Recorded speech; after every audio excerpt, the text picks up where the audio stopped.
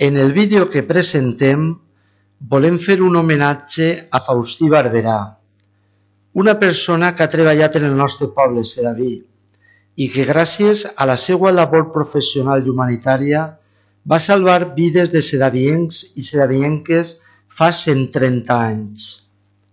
Era l'any 1885 i es va declarar una epidèmia molt important a la Comunitat Valenciana, on queda documentat que moriren uns 30.000 valencians d'un total de 50 poblacions afectades, dels quals uns 5.000 eren de la capital, quasi tots morts durant els mesos d'estiu. El còlera és una malaltia que provocava un alt índex de mortalitat entre la gent que s'infectava.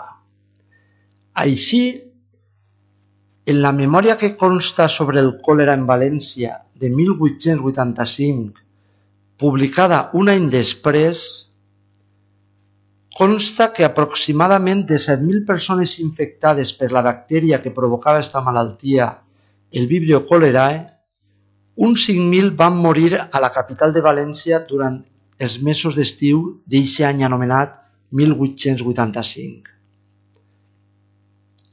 Aquest document, la memòria sobre el còlera a València en aquest any, és molt interessant i està al nostre abast en internet, on es pot llegir de primera mà tot el referent a aquesta malaltia, la qual provocava la mort principalment per deshidratació degut a la gran quantitat de deposicions diarreiques.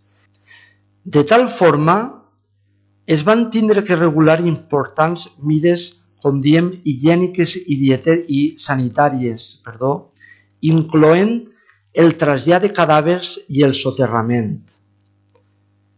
Es tingueren que fer grans rases o zanjes on ficar els cadàvers que arribaven per dotzenes cada nit i cobrir-los de cal.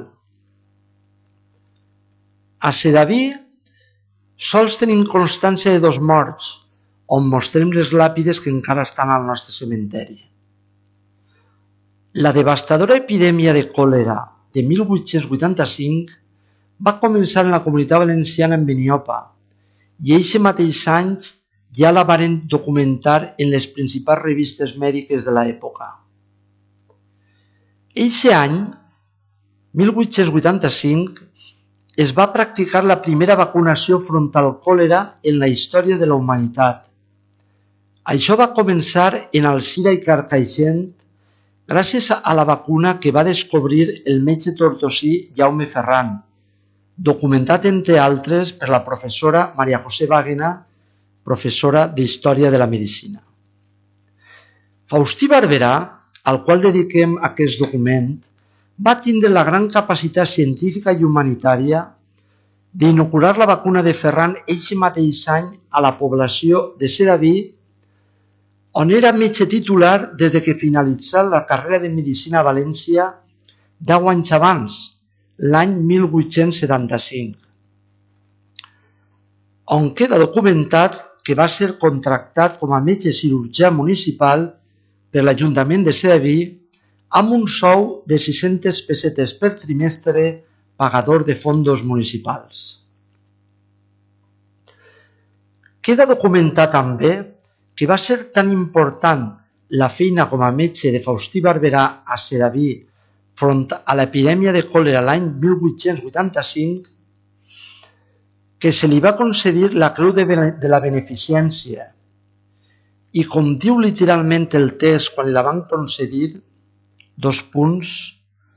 va ser por su conducta profesional en aquellas circunstancias y tan completo estudio que de la misma hizo, tanque cometes.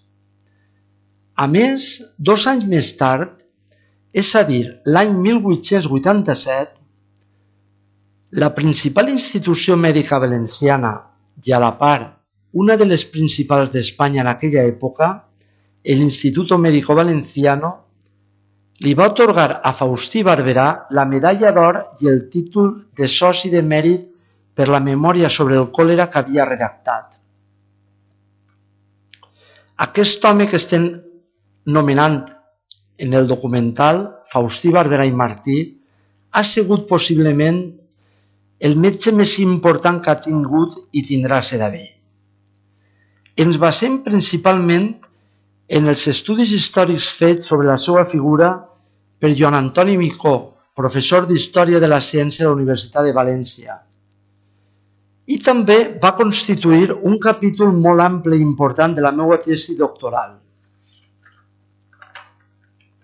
El meu nom és Felip Ferrer Baixauli i vaig presentar la meva tesi doctoral l'any 1999 sobre la història de l'otorrinolaringologia valenciana, sent dirigida al seu moment pel professor José Luis Fresquet, on me varen concedir sobresalient cum laude i vaig dedicar de forma apassionada moltes hores de feina per a recopilar la gran labor científica d'aquest metge que avui li dediquem l'homenatge, Faustí Barberà. I es preguntarem, o es preguntareu, què té que veure una tesi doctoral sobre història de l'otorrinolaringologia amb Sedaví? Doncs que col·lateralment i indagant en la biografia d'aquest gran personatge vaig descobrir de casualitat la seva gran labor quan va ser metge titular a Sedaví durant aquesta epidèmia de còlera l'any 1885. A més, crec molt interessant comentar detalls sobre la gran labor científica, humanitària i lingüística d'aquest personatge. Faustí Barberà va ser un dels introductors de l'especialitat d'otorrinolaringologia a València i un dels principals metges espanyols de l'època. La seva llavor científica va ser importantíssima. Va publicar una sèrie de llibres que tingueren una important repercussió a tota Espanya, com de la enseñanza del sordomudo por el método oral puro, editat en 1895. Tal va ser la importància que 2 anys després de la publicació d'aquest llibre va ser declarat pel Consell d'Instrucció Pública i per la totalitat de col·legis que es dedicaven a l'ensenyament de sordomuts a Espanya com a llibre de text oficial. Barberà es va preocupar sempre pel tracte que rebien els deficients físics i psíquics. Resumint la biografia de Faustí Barberà, direm que va néixer a Alaquàs l'any 1850.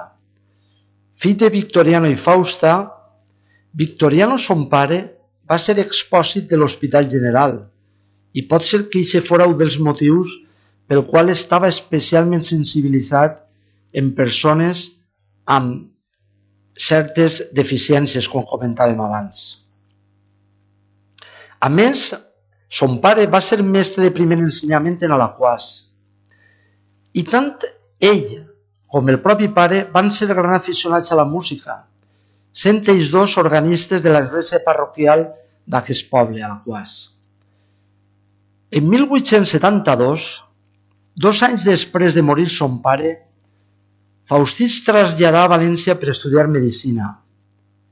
3 anys després, en 1875, va acabar la carrera i va començar a treballar com a metge titular a Sedaví. I en 1878 es casà amb una dona de Picanya, Encarnación Ferrandis, i va tindre 5 fills, dels quals 4 van morir en edat temprana, i l'única filla que va sobreviure, als 9 anys, va morir de diftèria, una terrible malaltia de la qual morien per asfíxia moltíssims xiquets en aquella època per membranes que obstruïen la gola i la via respiratòria. Ni son pare ni els principals metges de l'època a València pogueren fer res per a salvar-la.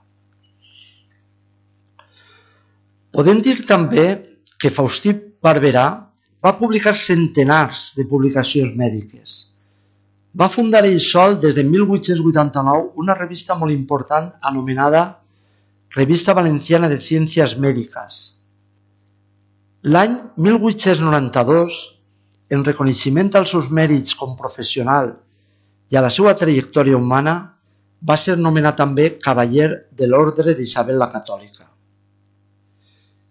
Cal dir que després de morir l'única filla que havíem nomenat abans, que li quedava, i va ser en 1894, sumit en la tristor es va traslladar a Àustria, concretament a Viena, i allí va començar la seva labor com a otorrinolaringòleg, estiguent allí 8 mesos i formant-se junt als prestigiosos otorrinolaringòlegs europeus de l'època. A partir d'ahir, publicà molts articles sobre malalties d'orella nassigola que jo recull en la meva tesi doctoral que comentava abans.